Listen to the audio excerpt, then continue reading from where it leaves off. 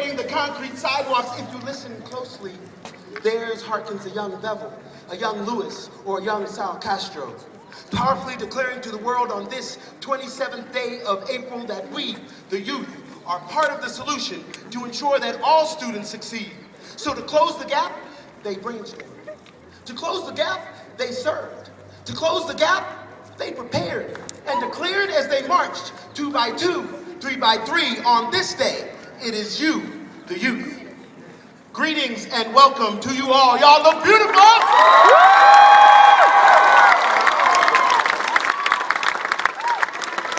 I am just brimming with pride and excitement because I know the gravity of all this. I feel it, I hear it, I see it in our youth. And we've seen youth movements create change throughout history, because that was the case in 1963.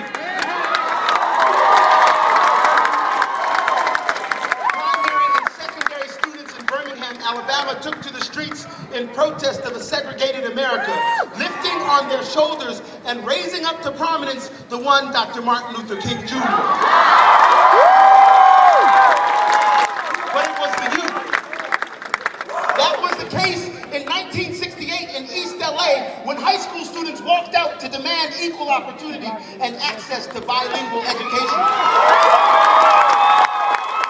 It was the youth.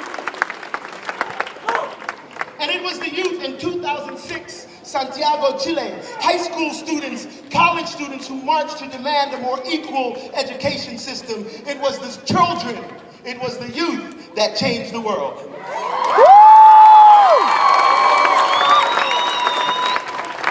So today we stand here in the gap, though we're still clinging to the legacy of our unequal past.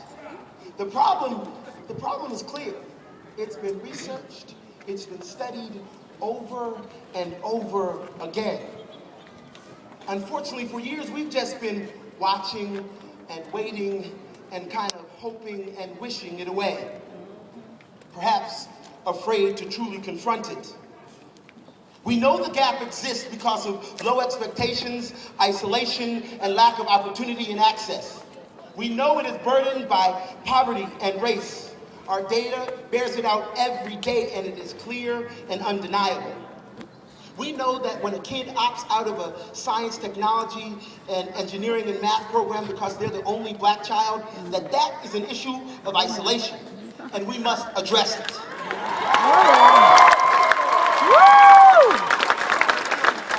We know that when Latino and black seniors who are getting A's and B's in their school are placed in remedial classes that's filled almost exclusively with other black and Latino kids, that is an issue of staff low expectations. And we must solve it.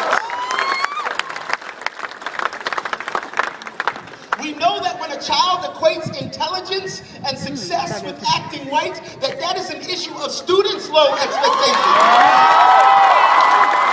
And we must all deal with this. We know that when poverty determines the quality of our schools, that is an issue of access. We know the problems. We can recount them in our sleep, just like they probably could in 1963 Birmingham, or in East LA in 1968, or in 2006 Santiago, Chile. And like then, we are here today in 2014. Not just as a program, not just as a group, but as a movement. Yeah.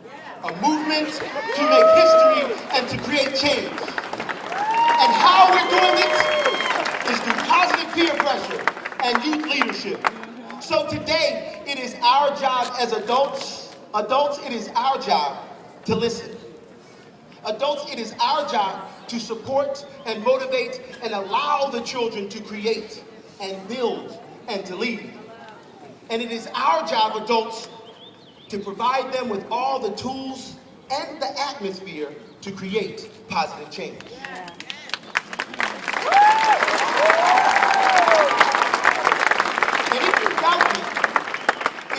And if you haven't seen it in action, then I invite every single one of you to come out to our annual Intra-County Minority Scholars Program retreats.